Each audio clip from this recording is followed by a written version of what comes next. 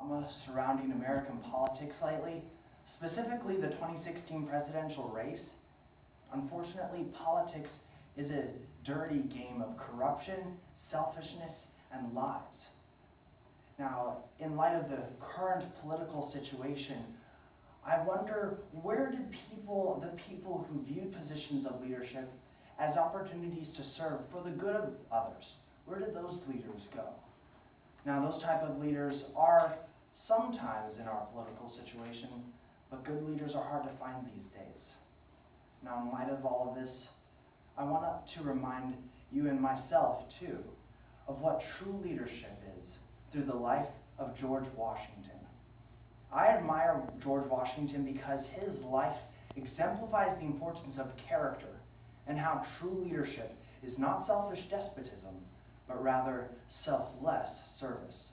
I'm first going to look at his life up to the Revolutionary War, then the decision he made that defined this country. Born on February 22nd, 1732, George Washington was the first son of 6 of Mary Ball and Augustine Washington, a tobacco farmer. Growing up, Washington wanted to be in the military, just like his older stepbrother. And in his early adulthood, his military aspirations became a reality.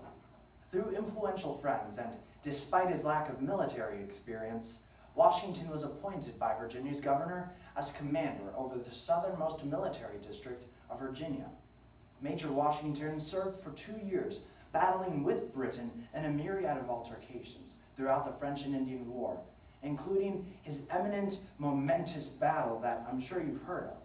Now, in this battle, Washington was riddled with bullets in his hat and coat. Now, in this, he should have died, and yet Washington emerged unscathed.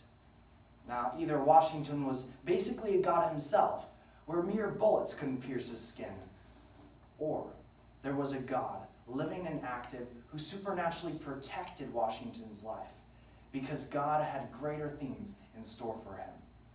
I lean towards that option. Now, shortly after being promoted colonel, Washington retired from military service at the age of 22 to live at his expansive estate and mansion, Mount Vernon, which he inherited from his brother. Eventually, Washington married Martha Dandridge Curtis, worked as a tobacco farmer, and became a member of the Virginia House of Burgesses, Virginia's elected legislative body, for which he served for 16 years.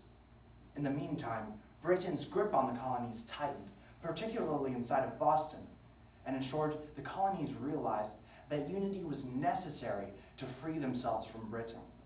So Congress created the Continental Army, appointing Washington as its leading commanding officer, due to his military experience, political aptitude, and iconic heroism. Now, when he heard about the appointment, Washington said this: "I do not think myself equal to the command I am honored with, but as Congress desired, I will enter upon the momentous duty and give every power I possess in their service and for the support of the glorious cause." Regarding the harsh conditions and insurmountable odds they had against Britain, Washington mused and wrote these words to his stepbrother: "I can answer for but 3 things: a firm belief in the justice of our cause, a close attention in the prosecution of it, and the strictest integrity.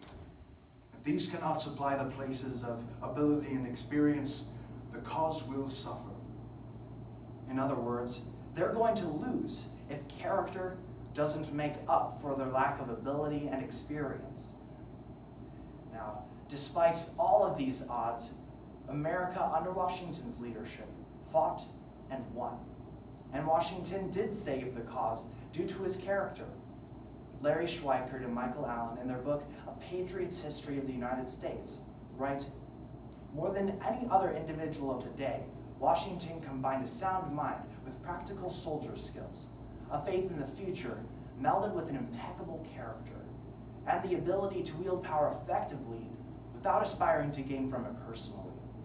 In all likelihood, no other individual of the day possessed these essential qualities needed to hold the revolutionary armies together.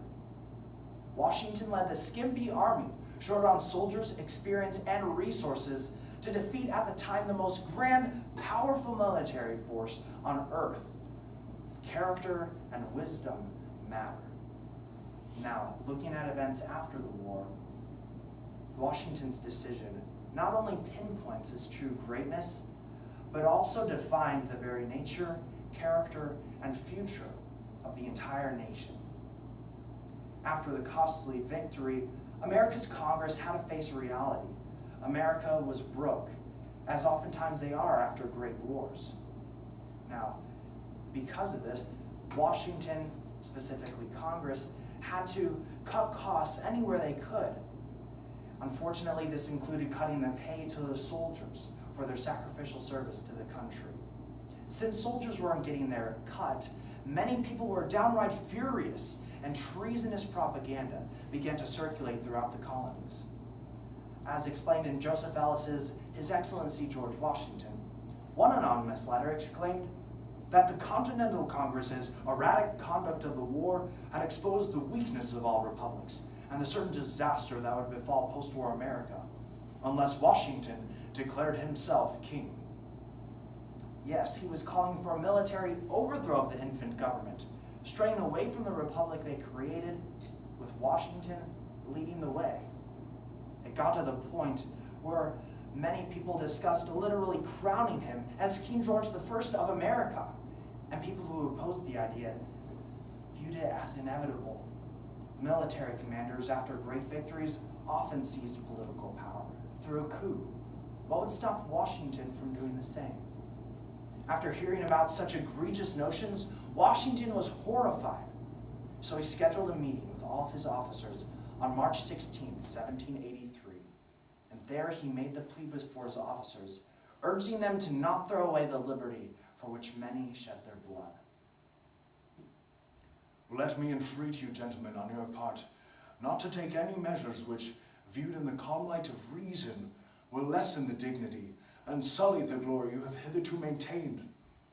Let me conjure you, in the name of our common country, as you value your sacred honor, as you respect the rights of humanity, and as you regard the military and national character of America, to express your utmost horror and detestation of the man who wishes, under any specious pretenses, to overthrow the liberties of our country, and who wickedly attempts to open the floodgates of civil discord and to lose our rising empire in blood. He urged them to let calm reason and wisdom win out, rather than rash anger and wickedness. Crowning him king and establishing just another monarchical reign would be detrimental to the country's future, and Washington wouldn't have it. Eventually, his officers saw the wisdom of his plea. Power is a dangerous temptation, and defying most expectations, Washington outright rejected power for the good of the people. He was determined to win against King George III, not to become just another oppressive dictator, but to establish a government that recognized human tendencies with power, establishing a necessary balance of powers rather than an overbearing executive. Eric Metaxas explains in 7 Men that Washington set precedent for president. Almost everything he did in office was followed by almost every president after him, including only serving 2 4-year terms. Modern politicians, specifically when we look at the current political makeup of the country, they ought to learn and heed Washington's selfless example. Politics can become a Game of Thrones, if you will, but Washington recognized that true leadership is selfless service, not selfish dictatorial control. America fought against such obtrusive power, and Washington led others to preserve this great nation, and in turn truth and liberty. If you want to be assured that character matters, look no further than the life, the legacy, and the leadership of George Washington. Thank you for judging. Thank you for judging. Thank you for judging and timing.